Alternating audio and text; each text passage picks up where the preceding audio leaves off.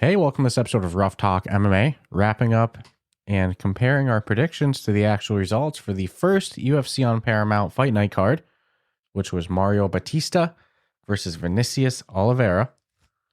Fun first fight night. I'd say you can see Paramount's, they're tuning in on the production. They're figuring out the flow. Because I noticed a significant difference. Plus my stream quality was better, but I'm attributing that to... No snowstorm and stuff? No 40-state snowstorm, as well as probably not the most viewed fight card. That's a good point too. Versus millions watching the numbered events. Correct. But yeah, no, I mean, they did a good job. I won't lie, when I first started the stream and the prelims, when the first couple fights, and it got a little bit better through the card, but they were having some audio balance issues where I couldn't hear the commentators at all. The crowd volume, and what I did like, the corner volume was through the roof. I could hear everything. That's rare. Could hear everything going on in the stadium except the commentators, which, depending on how the commentators are that night, isn't always the bad thing either. But I do like Paul Felder and such, so I do wish I could have heard them more. But I could even hear them in some of the later fights. Like, you could tell they were playing with it. Like, the commentary got louder, and then I could barely hear the audience, and then it was changing. So, which is weird being at the Apex, because they should have that under. That should be pretty standard. Yeah, well, that's something Paramount's going to have to get better and learn it. Like, how do you balance each venue? You know, the Meta Apex, formerly the UFC Apex, now for the next couple of years, the Meta Apex. That's going to be one audio balancing. An arena with thousands and thousands of screaming drunk people. I don't know. See, I would think the UFC's doing their production, and they're sending the feed. Paramount's handling it. They're doing 100% of the production. It's their show. Dude, that's crazy. I'm sure obviously the UFC supplies graphics and tail of the tape stuff, but like, yeah, no, it's a Paramount production. So then what happened to all the UFC production peeps? Where'd they go? I'm sure. It's a good question. I'm sure that there is some sort of collaboration, but in the end, it's Paramount running the show. Okay. Because I know, like, with wrestling, all WWE is, they feed the feed to the network. Wherever it's going. Then the network has control over the... Yeah, perhaps I'm wrong. My understanding I would think the feed issue or sound issue comes from the feed out of Apex, not... Because why the hell would you balance it after the fact? Whomever, whether it's Paramount or whomever, their production engineers are the ones that are accountable for that. But I think we'll see them improve with every fight night, every pay-per-view. This is only the third event. I saw it. You saw it. We felt it. Some of the ads seemed a little more, and I get the struggle with that. We talked when do you off throw air. them? Yeah, man, you can't say like exactly the 1 minute and 38-second mark. Like radio, you could do that. Be like, there's no joke. This is it. No matter what happens, these ads in time and weather. Can't do that in live sports, especially. Is this guaranteed to go to knockout? No, they got to squeeze them in. I feel like they did better last night than the first one. There was a couple times where like they'd show the tail of the tape, and then it goes to the ad, and then it comes back and it's tail of the tape again. And I had one where Senko was giving like this really in-depth breakdown, and then like, dude, just halfway through her talking, it went to a commercial. I was like, that was ruthless. They just cut her off. So they'll get better. You know, it's a tough flow. Your pre-recorded advertisements in a live event that you not guaranteed the ad break for. Yeah.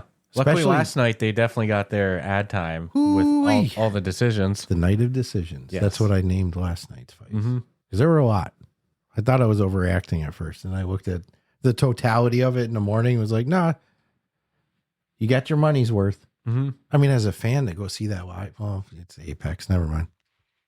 Yeah, I don't know how that works with the Apex. I think it's just mainly corner people. That's what I'm thinking. And friends and family. Yep. Hence why you get stronger reactions that in an arena would have yielded applauses. And there was one fight, which we'll get to in a bit, that I thought the other guy won, and the crowd was letting it known. I thought that they were going to start to throw items. That was one of the rare times that night where the crowd sounded more than what was in there. Like, they're piping in booze. Yeah. But they're piping in booze. The card opened up. You want to do the 1-1 style? We'll try our best. Yeah, the order, if there's any order difference, I'll cross-reference it with Tapology, because how we had it last week on our spreadsheet is not 100% accurate to what went down. So the first fight of the night was Klaudia Syguła versus Priscila Cachoeira. I had going into this Klaudia by decision.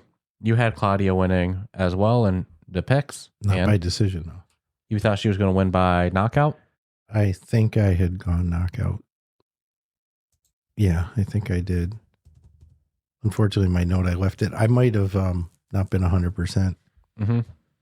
But I know I got Klaudia. Yeah, we both picked Klaudia to win, and the winner, all said and done, when the dust settled, was Klaudia by decision. And that was a fun opening fight. Those girls scrapped to start the card.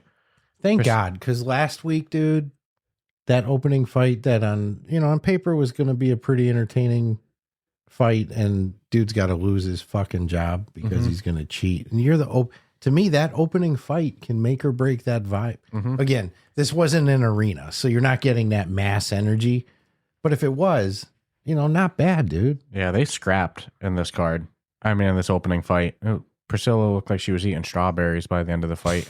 Her white top was pretty much all red. It was a good scrap to open it. Went just about how I thought it would. Priscilla, her nickname's the zombie girl. And I mean, she just marched forward. There was even part of me was like, Klaudia clearly won the fight. But I've seen decisions where the person marching forward, despite getting lit up, gets the win just for pressure. I think back to the Leonard Garcia days. But no, Klaudia, rightfully, she got the decision win, and I thought it was a really fun fight to open up the card. It also says something about the willpower of Zombie Girl. 13-7, you pretty much are figuring your career might be, or your current job with the UFC might be in question. 62% knockout rating, and she came to save her job. She gave it her best. Klaudia was just too tight. I'd argue don't get rid of her yet. Because you have someone that's willing to put up the fight, and you have, let's be honest, some divisions aren't always stacked to the gills, and you need people that aren't going to coast. She's a good show opener. I'm not upset about it. Good card starter. Unfortunately, we both personally picked against her. Yeah. Unfortunately, that also went the case. It also went the case. But still a fun fight. Fantastic performer. Then we had, if I have it correct, we had Muin Gafurov. These names sometimes, depending on where they choose to go or what kind of card it is, can be really tough. But Jakub Wikłacz. I had in my pick Jakub to win by decision. You did. I just had Jakub to win by submission. You had decision, I had submission. Yep. And in fact, Jakub won. With like a second left in the third round, too. I thought, they even said it, if it went to the scorecards, Jakub would have won it. It was a really close first round. Even though I was picking Jakub, I was like, all right, Muin probably won that first round. Second round, Jakub came out and dominated. I'm not going to lie. I'm not a gambler, right? In a big sense. I'll throw a few dollars around, like literally a few dollars. But when I see picks come in that accurate, sometimes I get a little sad at myself. Like, that's the name of the game right there, right? Jakub broke my parlays. I was looking at the results. I know. If Muin just held on for another second and didn't tap in the last seconds, they would have, I would have done good. But Jakub ended up getting the sub in the third round, and he was getting lit up in the third.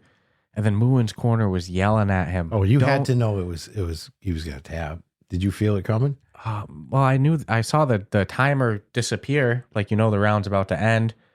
If anything, I thought he might go to sleep before the end of the round. And then when I saw him tapping, I'm like, no. That would have been just all the time. In the time to take the tap would have been all the time needed. Yeah. And they even did the replay because they were like, is this a decision or is this a submission? And they had to go, listen for the buzzer. You see him tap a second before the buzzer. Oh, man. But it was a great performance. Jakub was losing that third round, too. And then Muin's corner was yelling at him. You hear Marab going, don't shoot. Guy shoots a takedown anyway. Jakub grabs up the guillotine. It hurts worse when the other guy lost the fight, right? If this goes to decision, I'm golden. And you get caught.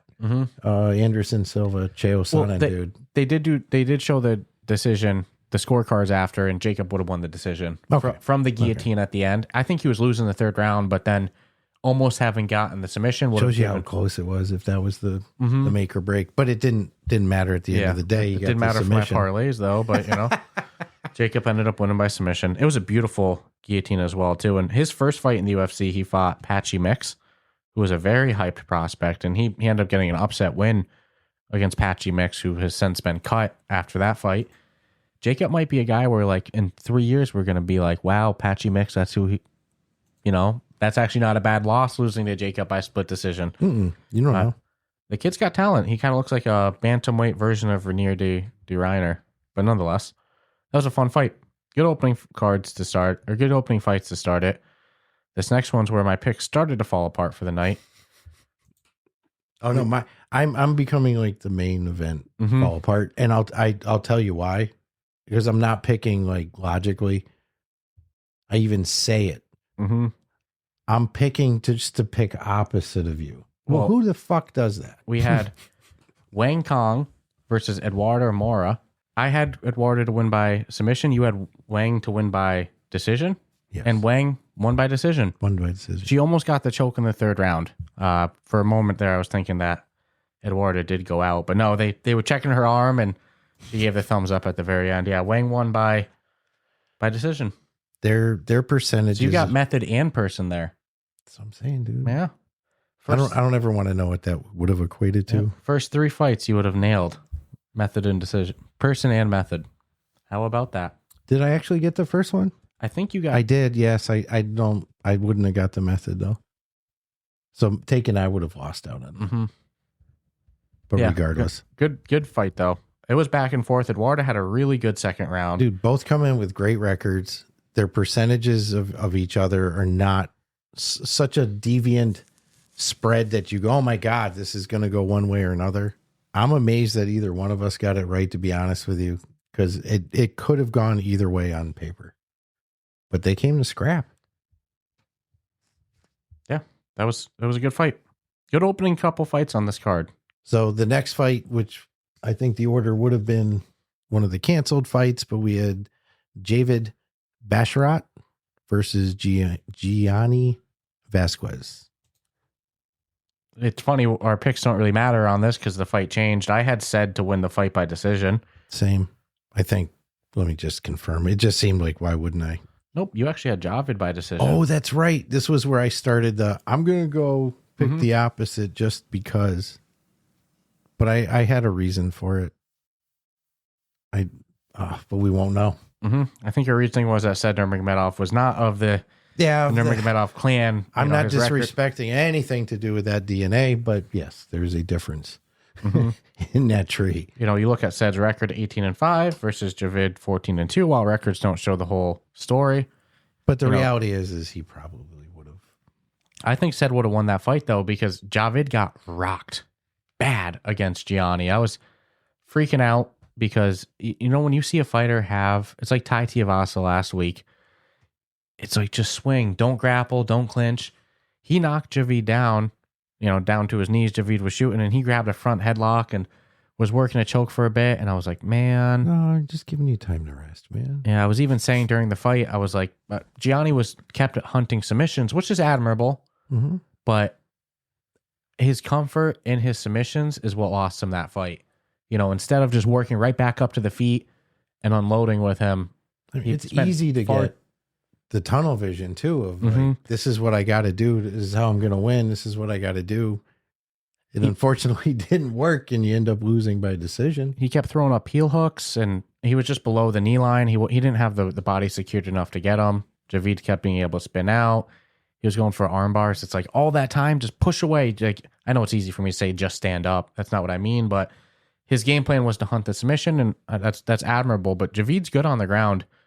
I was like, if he just works back up to the feet, he might be able to steal the round, especially in the third. But no. But he took the fight on short notice. Javid had the full camp for it. It was a good scrap. Another decision. Technically, you nailed the method as well, though. Method in person. Your prelim start was great. Yeah, I like pretty much so far. I think all the fights we've talked about in the past weeks, the same thing. I come out strong with the prelims, and I know what I'm doing. I'm going with what makes the most sense. No passion or heart. No, I like this person.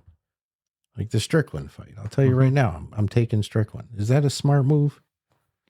Probably not. Right? On paper, take away the names. That's a good fight night too, coming up. Yeah. But so I start deviating myself just to be different. And then sometimes I pick different from you because I know one of us is going to get it and it'll be engaging because on paper it's going to be a good fight. So it doesn't really, and it's not like there's money. So it's not losing by doing that. But no, you're correct. Next fight was another good scrap in the women's division as well, the women's strawweight. How far women fighting? Oh my goodness, yeah. It's so high level these days. Mm-hmm. In comparison to, I remember they all were doing that. There was a really crappy front headlock plaguing, not front headlock, little headlock takedown plaguing women's MMA the first couple of years when they brought the divisions to the UFC. See someone go for a headlock toss and just get their back taken. I watched it 100 times. Ronda Rousey? They were trying to be Ronda. But yeah, that's the problem is you're not Ronda Rousey. But yeah, this next fight, though, we had Bruna Brazil versus Ketlen Souza. I had Bruna to win by decision. You had Souza to win by submission. In the end, the winner was Ketlen Souza by decision. And it was a really, really fun fight. Souza did a lot better on the feet than I thought she was going to. I thought her path to victory was going to be working the takedowns. But I give Bruna a lot of credit. She gave Bruna the hands. I mean, Bruna stayed in there scrapping. It was a good scrap, but I was like, damn, I'm very impressed by Ketlen Souza here. She almost looked like a little bit like a Jessica Andrade. And record-wise, neither one is coming to the gate. Yeah, I mean, 11-6, 16-6, now 17-6. But so that you kind of have to put them as like mid-rate fighters per se, just based on their. But they came to fight. Yeah, it was a good scrap. Almost all these fights, I'd say there's one that maybe you could argue differently, but I would say they came to decision not because they were holding back, but you had people were leaving it out there. Yes, man. Woo-wee. There was a story that plagued the whole card where somebody would lose the first round and you would see them come to life in a second. Yeah. It was this weird repeated thing that kept happening, but that was a fun fight. Ketlen Souza versus Bruna Brazil with the winner. Ketlen Souza winning by decision. This next fight broke my heart that you're going to do. Broke my heart. Why? I love Niko Price. Oh. And I knew it was not. It was a heart pick. We missed this one in our picks last week. This was one that somehow got added after the fact of recording. Or something. I don't remember how, but it was a welterweight fight. Nikolay. Yeah, dude, I can't. We skipped it because we couldn't pronounce that last name. Veretennikov? Yeah, we'll go with that versus Niko Price. So you 100% would have picked Niko. No, I don't think I would have. Really? I'm a fan of him, but okay. So you wouldn't have gone. No, you wouldn't have done a hard. Just saying, it broke my heart to see the fight go down like that. Well, it ended up coming to really one of the the only action packed for getting a knockout, because decision fights. Yes, there was a lot of back and forth. Really, really good fights, but not that knockout people want to see. Well, you got to see it. Niko and Sleepies, unfortunately, in a minute and 42 seconds. I mean, but dude, look what you're dealing with. Come on. Mm-hmm. Nikolay looked great in the clinch too. He was dropping some fat Niko's knees. Now 16-11. 16-10 is what the new record is. The new one. Okay. Mm-hmm. That's a little. Yeah, he's on quite the losing skid.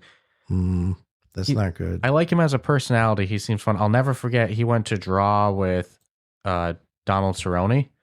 And Donald Cerrone was sitting there looking all bummed, like, man, I went to draw. And you see Niko, he's like, yeah, celebrating and stuff. Niko Price is a fun character, but he just got mauled in the clinch, unfortunately. And he was protesting the stoppage at the end, but it was a justified stoppage.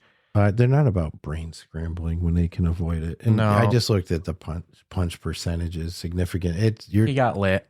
Dude, it's a lot. You're doubling your shit. So whatever you're throwing, you're eating twice back. He went out with a strike on the clinch, and he looked out on his feet. Like he was out, but still standing. And then Nikolay hit him with a couple more, and it was done. I hate to say it, but I might have heart picked Niko on that. Mm-hmm. He's a fun character. I'm kind of glad we didn't catch that one. Yeah. That was good for Nikolay. Fight. Very good fight. No joke, dude. Left a statement and the first real knockout of the night. Mm-hmm. And this next one was Alex Morono versus Daniil Donchenko. We both had Donchenko to win by KO or TKO. And Alex Morono hung in there. He ended up losing a decision. Donchenko won the unanimous decision. But it was a good scrap. You know, Donchenko was clearly ahead the whole fight. There was no moment where you're like, I think Alex Morono is taking over and going to get the win now or anything. But he survived it. He hung in there. He made it a good hard scrap. Everybody that fought last night really had warrior heart because no doubt. That was probably a great example where, no matter what, you're not, I don't want to say no matter what, because you can always get that lucky, but the odds were pretty much stacked against you. Not out there crushing it. But Alex Morono's a vet too. He's been in there with just about everyone. Dude, 24 and 13, you've been around. And Donchenko has a lot of KO finishes. He has a 62% KO finish rate. And Alex Morono hung in there till the end. There was one point, one of the funniest corner actions of the night. They were like, dude, you got to stop reacting so much when you get kicked in the leg. Like, it doesn't look good. And Alex Morono looks at his corner and he goes, yeah, it doesn't feel good either. It fucking hurts. Dude, sometimes corner people say shit. It's like, you need to go out there and fight. Like, dude. He goes, you need to stop reacting so much to the kicks. It doesn't look good. He goes, it doesn't feel good either. It doesn't feel good either, my friend. Good corner vibes with each other, That was what closed out the preliminary card. Yep. Now we're on to the main card. And there was, of course, some canceled events, yada, yada, yada. But then we had light heavyweight, Justin Jacoby versus Julius Walker. I had Dustin to win by KO in that one. Let's see what I had. You had Julius by decision. I did. And a matter of fact, this went Dustin by KO. You nailed it in 1 minute and 42 seconds. So it makes you wonder if the end fight of the prelim fight. It was round 2 that it finished. Round 2. Damn it. So I was trying to see Julius won the first round good. He took him down. He got a big slam. Dustin's been around, dude. Yeah, he former kickboxer as well too. He got knocked out, but fought Alex Pereira in kickboxing back in the day. And there's a good video of Alex Pereira glued to his TV watching this fight, kind of giving Dustin his props. I don't think my pick of Julius was that out of line. No, either. it's just Dustin is. I even made the joke last week, like Julius will wish he was still fighting the previous opponent he was scheduled for, because Dustin's a problem. He lost a split decision to Khalil Roundtree maybe like a year and a half ago. Most people, you view the media scorecards for that fight. Most people thought Dustin Jacoby won that fight. Dustin's a dark horse in the division, and Dan Miragliotta had one of the worst stoppages, so far the worst stoppage of the year in the UFC, where Dan Miragliotta does this thing where like somebody will be teeing off and he moves in a little bit, so then they back off because they think he's stopping it, and he's like, no, I didn't do anything, but it's like, you can't. They can see you out of the. Well, you hope they can see you. You can't rush in like you're going to stop it and then not. And Dustin even threw his hands up like, what the hell? And the word was that him and Julius are buddies, so he's probably like, now I got to kick the shit out of this guy more. And it was like Julius must have hit on his wife or something. It looked like hit on Dan Miragliotta's wife based off of how much beating he took. It was bad. It was a bad stoppage. I was like, unfortunate. I mean, ended up coming with the club. Dude, I can't. It's like, Jesus, man. Stop the fight, I can't argue that. But no, good performance. You cracked me up, man. Yeah, that was a good one.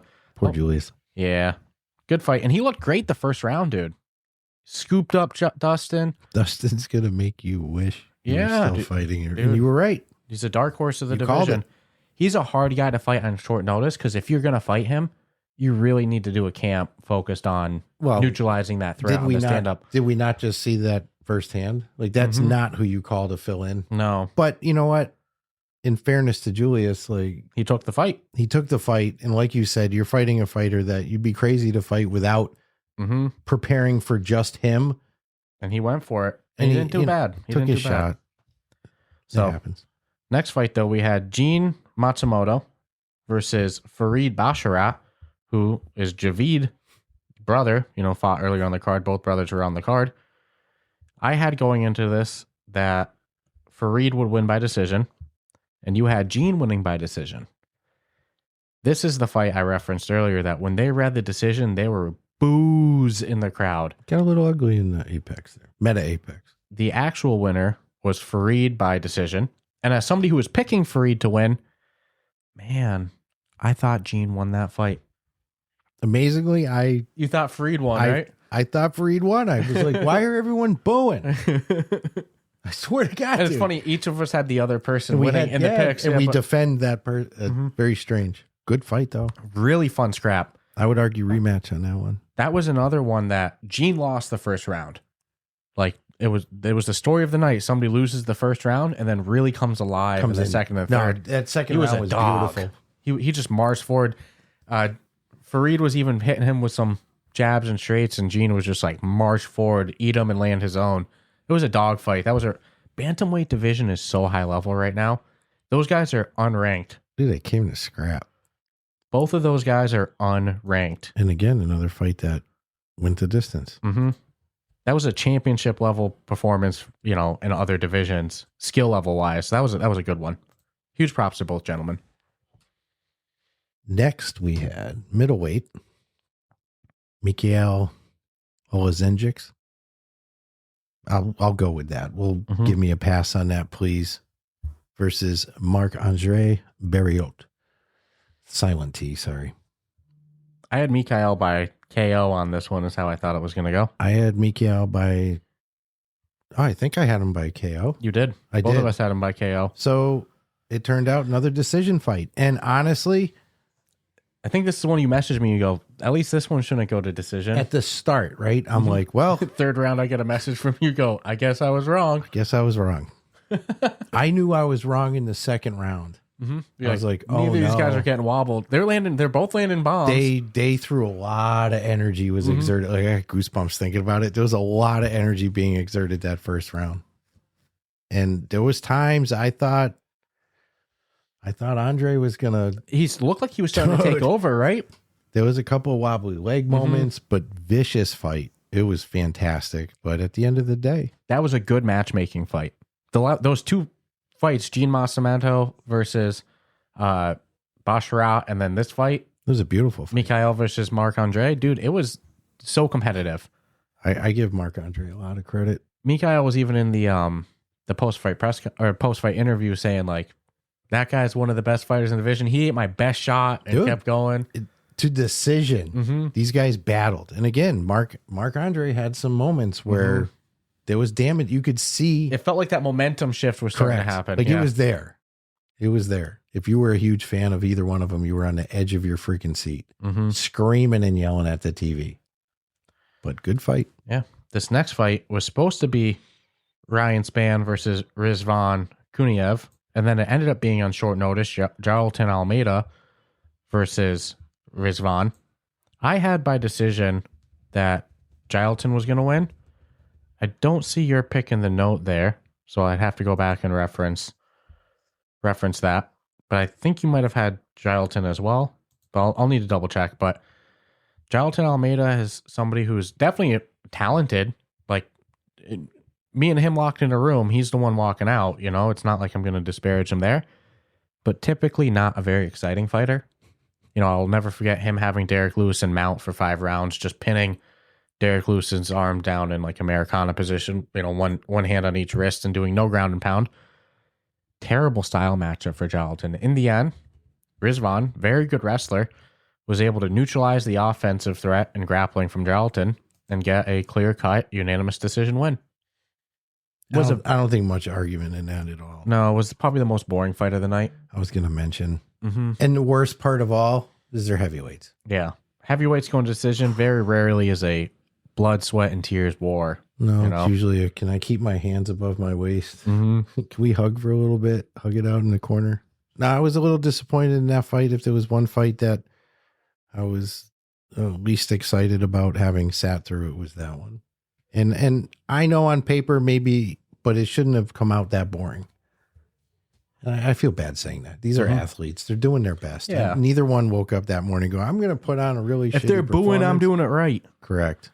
So hats off to the winner, but it definitely was not a fight of the night by any stretch. I think next fight is you. Oh, my apologies. It's all right. We can just sit here and stare too. I'm just kidding. People, you know what people love? Silence. Dead air. That's why they tune in. I just want to hear dead air. Let me start eating spaghetti or something too. So we're going into the co-main event now. We had Amir Albazi versus Kyoji Horiguchi. I made the wrong choice on this. That's what I had. You had, I had Amir by decision, and you had Kyoji by decision. In fact, it turned out Kyoji by decision. Mm-hmm. Horiguchi's a beast. Absolute beast. One of my favorite flyweights. Phenomenal. Dude's 4 foot. No, not 4 foot. Jesus, 5'4". I was gonna say he's not 4 foot. He's 5'4". He's a small guy. 6 feet of kick ass though. Holy shit! And sadly, if you watch the replay of this fight, the silence really fucking bothered me. I wonder if that was them balancing, because they were having a lot of audio balancing issues. I wonder if they muted the crowd or something. I don't know. Or if Rizvan and Gelatin just put everyone to sleep. It was a good freaking scrap. In an arena, there would have been crowd reactions to this fight. Mm-hmm. Kyoji so came slick to on the fight, dude. So slick on the feet. So did Amir. But so slick on the feet. He ate Kyoji's biggest shots. Kyoji threw bombs. He wore it at the end of the fight, yeah, too. he was bloodied up. I think in early rounds, too. Mm-hmm. And I'm so glad to see Horiguchi back in the UFC. He went undefeated in the UFC back in the day until he met Mighty Mouse for the title. He lost to Mighty Mouse in a great fight. No surprise, though. And then he left the UFC from there because he said he was feeling disrespected by the way that they were handling. He should feel disrespected by the silence. And then he went to Japan. He went to Bellator, had some really great fights. And he came back to the UFC earlier this year, won his first fight back by rear naked choke. I'm sorry, not earlier this year, end of last year. 2025, yeah. Last fought in November. Dude, 2 wins in a row now. I think he's a top contender for the title right now. Give that man a title shot, you know? And real quick, I mean, look at the record. 36-5 as of today, right? For Amir, 17-3. The amount of workload, it's more than double the fights. But his conditioning, dude, like honest to God. He could have done another 2 rounds like that. The hair on his head looked strong. Like yeah, argument 4 just or 5 a rounds. Muscle, just a ball of muscle. I didn't see him getting winded. No, I think he could have done, gone fantastic harder. Fight. Yeah, for him. Fight of the night to me, for sure. I was going to ask you at the end, like what you would say that fight of the night. Fight of the night, no doubt. Yep. And then great job. Main event was fun. We had Mario Bautista versus Vinicius Oliveira. Mario Bautista has been in there with some of the best. Wins over Jose Aldo, Patchy Mix, fought Ricky Simone. He's been in there with a lot of great fighters. Had a good competitive fight with Usman Nurmagomedov. Lost, but he dropped Usman. Almost got a toe hold. Vinicius Oliveira is coming to the UFC and was on a tear with KOs and TKOs. And it's a beast. Did not have the experience that we saw Batista have. So because of that, I was picking Mario to win by decision. You had Vinicius by KO, but I think that might have been just to kind of go against me a bit. That was 1,000,000% the case too. In the end, I hate myself for it. Whatever. In the end, end of the second round, Mario got the rear naked choke finish in a really slick transition. Went for a Kimura. Vinicius kind of, stood up to get out of it, and then Mario took that back and choked him. There's no time that I think Mario is in any jeopardy in this fight. He looked phenomenal. Any capacity. Great takedowns, great top control. Dude, Vinicius is good. Mm-hmm. But Mario is damn good. There was even one point in the second, Vinicius actually got a takedown on Mario Bautista, and Mario swept him over in seconds. It didn't matter. Yeah, he was on point. And again, Vinicius is good. Like I'd be worried if he was jumping on my back. Mm-hmm. 23-3 is his, or 23-4 now is his record. Dude.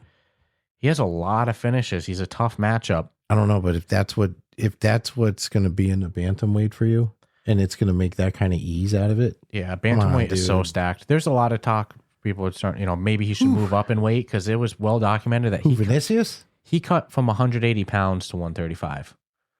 Some people are saying maybe it's just too big of a cut. I don't. He'd be a tiny featherweight though, is my thing. Yeah, he just got manhandled. Yeah, at a weight he's comfortable to cutting. I would. No, what's going to happen with people who cut down to 180? Yeah. Dude, no, it's a terrible situation, right? Because you're trapped in a division that, like, he also could have been very physically drained. But I mean, that fight went on the ground. I thought Mario was going to just grind him out for 5 rounds. I don't think Vinicius had the cardio to go 5 rounds at that pace. He was just getting broken down. That was a great Who, performance. Vinicius? Yeah. Oh, hell no. I think Mario could have done 10 rounds like that. Guy looks in phenomenal shape. There's the physical beatdown, right? That's a fact. Mm-hmm. There's the mental beatdown because it's happening to you. Mm-hmm. And there's the emotional beatdown. Mm-hmm. There's no 5 rounds in that. Yeah, I was watching. I was like, well, my pick by decision was wrong. I felt after the first round, I was like, I don't think Vinicius can keep this pace. He was looking tired after a round. Those big weight cuts. If he's going to stay at bantamweight, he should work on not inflating up to 180. You don't have to cut the most weight in the division. That's not, you don't get any award for that. I mean, 30 years old, it's not even too old. No. He's still in the game.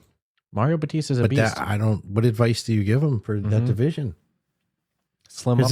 I'm not discrediting his talents, but Mario made it look easier than it should have. He should be cutting from no more than 165, 170 the most. The absolute most. To cut from 180 to 135 is crazy. Mario is no joke. Yeah. Kid's legit. So good stuff. Who do you think they'll make him fight next? So early in his UFC career, either his UFC debut or one of his first couple fights in the UFC, he fought Corey Sandhagen and lost by submission. He's asking a rematch. He's asking for that rematch. I think that'd be a fun fight. But that was a good card. Good little. You know what? For a fight night, not good bad. When they kick off the fight nights. I would argue they started it strong. Mm-hmm. They ended it strong. Some stuff happened in the middle, but there's some stuff in between. Yeah, overall, the only yawner fight was Rizvan versus Jalal. That was just so disappointing. That's when I was just like, dude. Yeah. The next one's not going to go to decision. 3 rounds. I said it cocky too. Yeah. At least 100%. We know this one shouldn't. Oh, these guys are someone's going to sleep. Mm-hmm. Like, stop. Maybe when they get back to the hotel. Yeah. Good stuff though. Yeah. I'm happy with what's going on. Yeah. And we have a week off with no card, and then the following week we are back with Sean Strickland versus Anthony Hernandez. Oh, I'm taking Strickland, dude. Spoiler, I'll go fluffy on that one. I'll go at Anthony Hernandez. I think Anthony Hernandez is future champ. But I'll go Strickland just in case if I ever bump into him. I don't need that grief in my life. Yeah. Because you don't fuck around. No problem hitting random. So, dude, I'll shut up. Yeah, we'll save it for that when we. He cracks. The dude cracks me up. And we do have to wait till the week of the card to do the breakdown because who knows what's going to change between I'm not touching nothing until we're ready to talk. Yeah, and then even then we'll have to put a disclaimer because a couple of those changes for this last one was pretty rapid. Mm-hmm. So, hope you all enjoyed the show. As always, subscribe, rate us 5 stars. Let us know in the comments who you think is going to win, Anthony Hernandez and Sean Strickland. Stay tuned for our thoughts and breakdown on that. And other than that, hope you all enjoy the rest of your week. Ciao, ciao.